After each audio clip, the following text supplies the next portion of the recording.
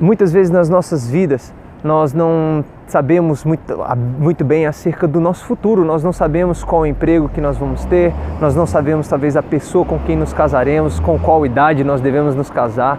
Essas coisas não estão bem definidas na Bíblia, não estão bem claras escritas.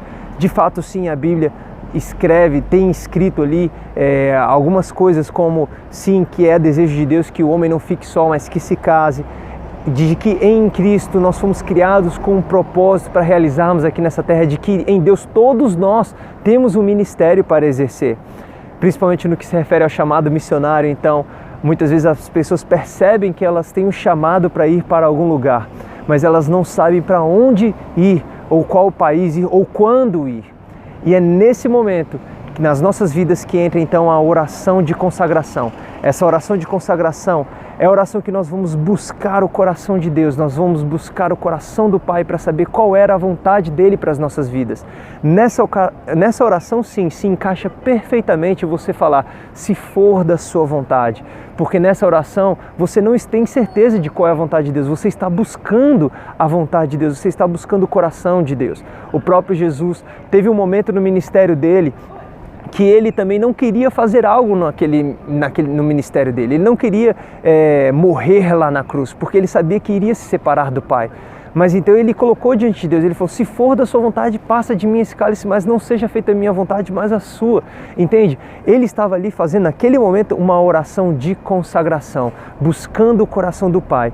Nessa oração de consagração, essa é a oração onde nós renunciamos à nossa vontade para buscarmos a vontade de Deus, para colocarmos a vontade de Deus se aplicando em nossas vidas, porque nós temos essa convicção de que é muito melhor fazer aquilo que Ele nos chamou para fazer. A oração de consagração ela é diferente da oração da fé. A oração da fé é aquela oração que você tem convicção de qual é a vontade de Deus. Ela está bem expressa na palavra de Deus. Então a oração da fé ela é para mudar circunstâncias. Ela é feita com o objetivo de mudar a situação.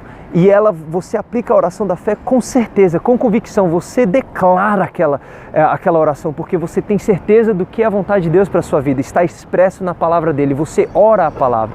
Na oração de consagração, não. Essa é a diferença.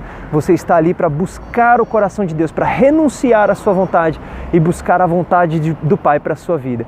Então, exerça essa oração de consagração, se coloque diante de Deus, sabe, em todos os aspectos da sua vida. Davi foi um dos reis que a palavra de Deus fala, o próprio Deus falou que ele era alguém segundo o coração dele.